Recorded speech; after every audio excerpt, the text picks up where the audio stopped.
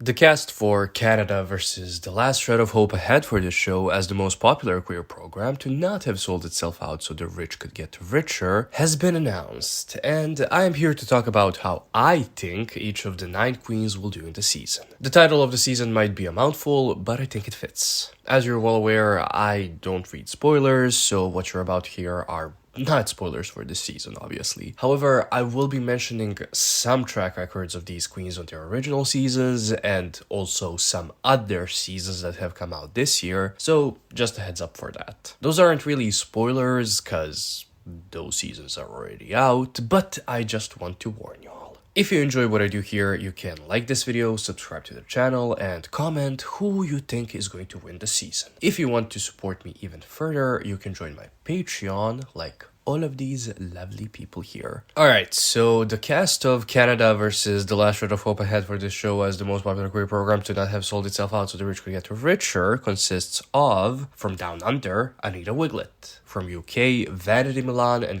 Scone. From the US seasons, Raja Legend O'Hara and Silky, Nutmeg, Ganache. And representing Canada, we have Icesis Couture, Kendall, Rita, Baga, and Stephanie Prince. Now, we have established this year that a season with fewer than 10 queens can only be enjoyable if there are no eliminations. Otherwise, it's too short, the storylines are a mess, and usually nobody comes out of it with a net positive edit. That's the first glaring issue here. The lack of non-English speaking franchises is also noticeable, even though I did find out that some queens were invited onto the season, but I am glad that they declined, because they would have had no chance at winning.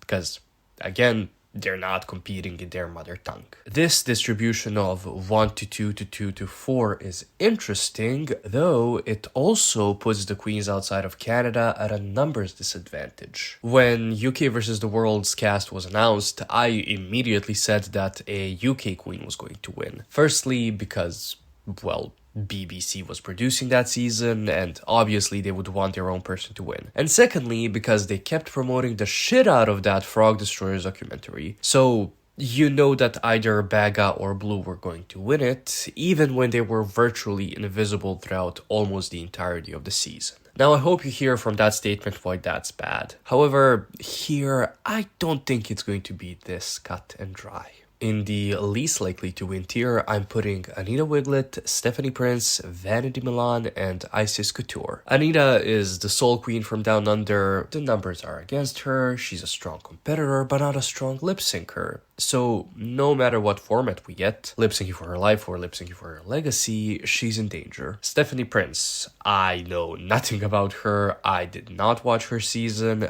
but I did see that she was 10th on season 2 of Canada's Drag Race with a not so stellar track record and a fair elimination. So from the little that I could find out about her time on her original season, I'm not that optimistic. Similar thing goes for Vanity Milan, although I do know her season and her time on the season. If she ever has to lip sync to anything, she's leaving no survivors. So at best, I think she'll be in the finale, maybe even top 2, but no win. Lastly, Icesis Couture won her season, and it's not a BB situation where she won like 20 years ago. Icesis won last year. Not even a full year has passed since her crowning. I doubt that they would crown her again this soon. Either way, she has a massive target on her back just for being a winner, so that's a nar for me. Possible winners, but I'm not sure tier, consists of Silky, Nutmeg, Ganache, and Scone. Silky and Raja are in an interesting position.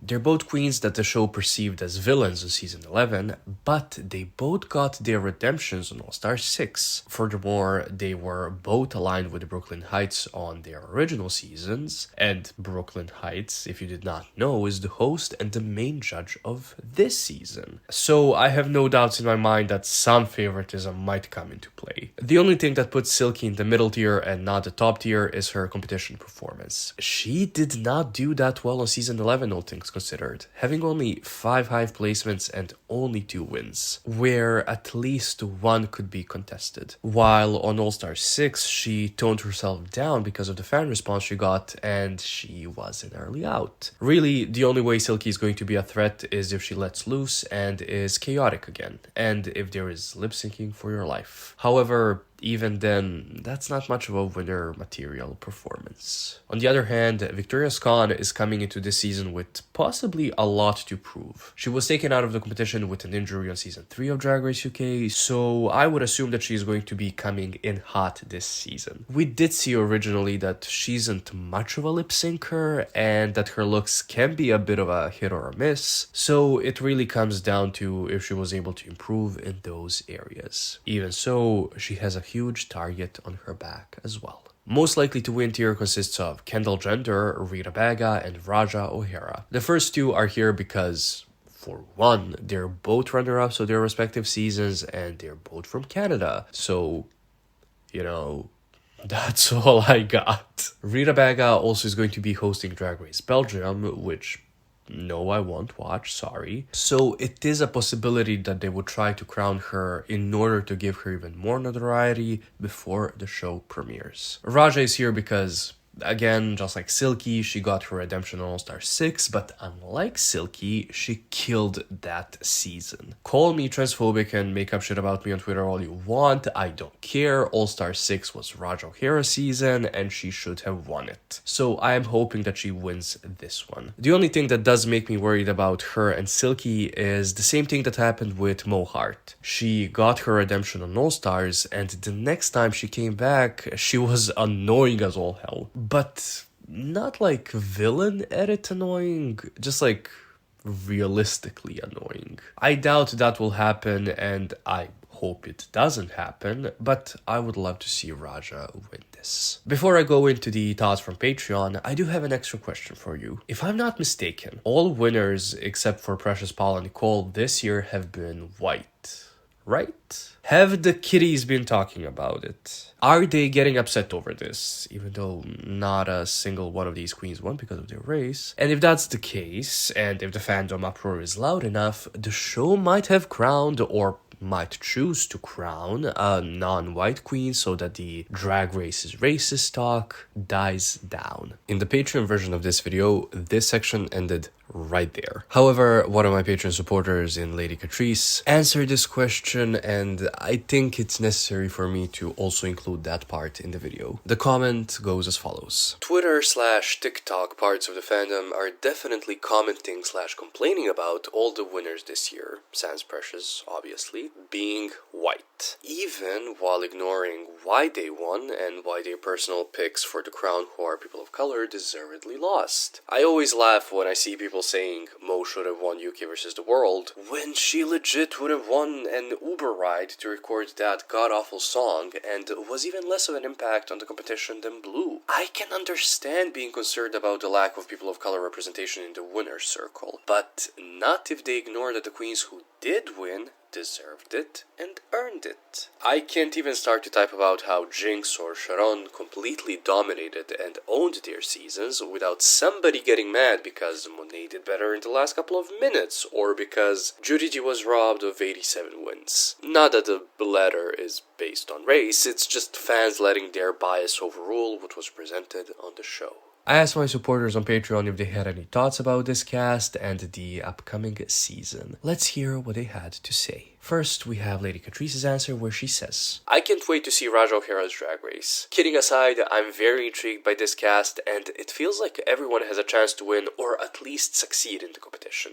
Even the early outs. Really hoping to see Vanity slay some lip syncs again and for Victoria to show us all what we missed from UK 3. Either way, my money's on Raja or Icesis for the crown. Also, from the promos alone, I'm so happy to have Anita and Victoria back. Especially Anita, after the disaster that was down under 1. Next, Max said this. I would have preferred some less recent queens to be honest. With the exception of Rita Baga, we've seen all of these lovely people in 2021 for the last time. The US, UK, and Canada franchises go further back than that. One of them 14 years. It's really a shame because there would be more anticipation for older faces, for the fans, and for them, there would have been more time to grow and earn money. I feel like casting a very recent queen only works if their time on the original season was cut short, but showed a lot of potential. The cast could be bigger than 9, the season could be longer than 6 episodes, and the representation of countries should be more balanced. It's okay for the host country to have an extra contestant, but each other country should have the same amount of participants if they want to make it as fair as possible. But having 4 queens from Canada feels like petty compensation for what happened to Lemon and Jimbo. It's also very sad to see no queens from España, Holland, or Thailand there. At least they asked the Italian winner Electra Bionic to come, but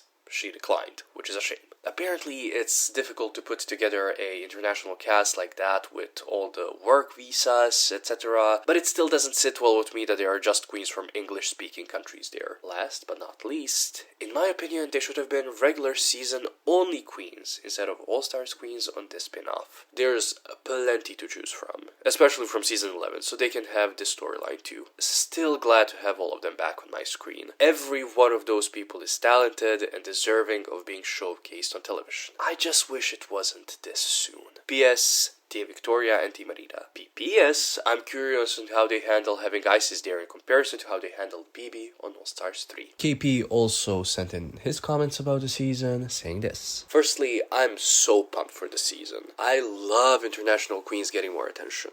But, like a lot of other people, I want more non-English speaking seasons represented. Additionally, everyone is excited about early outs who were good, Anita and Victoria.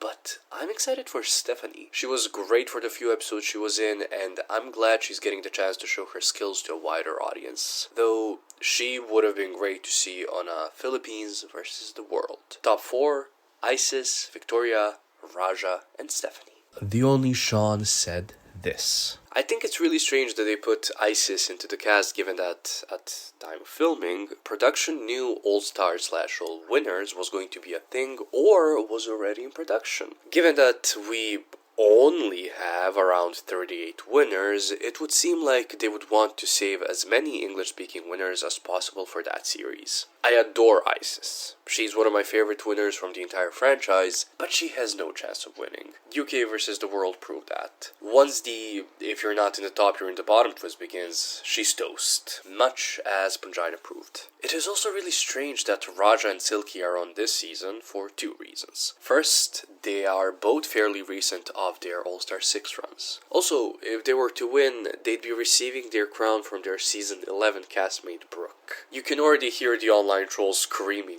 rigged if that happens. There's also something really clunky about Brooke giving a crown to her season 11 castmates, given that Brooke herself did not get the season 11 crown. I don't know, it's weird. Finally, the choice of the UK queens strikes me as odd. Neither of them is a powerhouse on the level of the queens from down under, US or Canada. You could have had Ella Day, Divinette Campo, or Tace, but these queens? It seems like production wanted to set back the UK because it was just the host of the previous series. Velvet Condoms added to this, saying, I suspect they got All-Star 6 queens because the contracts with the queens made it easier. That's quite probable. The Only Sean responded to that by saying, I thought that could be the case, and I suppose these are the 2 with the biggest glow-up after All-Star 6. Though, even then, TKB or Scarlett could have made for interesting choices. I guess I'm just hoping, after watching Jujubee's lackluster effort on UK vs. the World on her 4th run around the circle, we are going to see a similar half-hearted effort from these 2. Perhaps if there's a real prize at stake, and not the opportunity to eat poutine on Zoom with Brooke, then the queens will try. And then Max also added onto the discourse, saying this. I disagree on behalf of Victoria not being a powerhouse. She wasn't eliminated, but taken out by an injury. The only week she competed uninjured, she won. Left a huge impression on her peers, audience, and judges, and made RuPaul do her hysterical laugh. Compare that to Ella's, Divina's, and Tace's first 2 episodes, respectively. They didn't do anything of note besides Tace landing in the bottom episode 2. Pasha Bond the Otter just said this. Anita Wigl'it for president. And I agree. Atai Hurl said this. Icesis is not going to win. They're going to try as hard as they can to push her without letting her win. It's a given. Raja is winning this season, no doubt. This is the perfect storyline for her. Most hated to fan favorite to winner, duh. And lastly, Velvet Condom said this. I don't think Rita Baga will win, but I do think she will get some favor from production because we know she's going to be the host of Drag Race Belgium. Also, if Canada Season 1 is anything to go on, she will pump a fair amount, but get some protection because they want to have at least one Francophone queen go somewhat far into competition. Listen, I see Lady Catrice and Max mentioning Victoria and Anita together. Are these spoilers? Are they the top 2 of the season? Did I just goof the whole thing? I don't know. What do you think about this cast? Who do you think is going to win? When are we getting Drag Race Balkan or Yugoslavia, and where can I pitch it? Thank you for watching.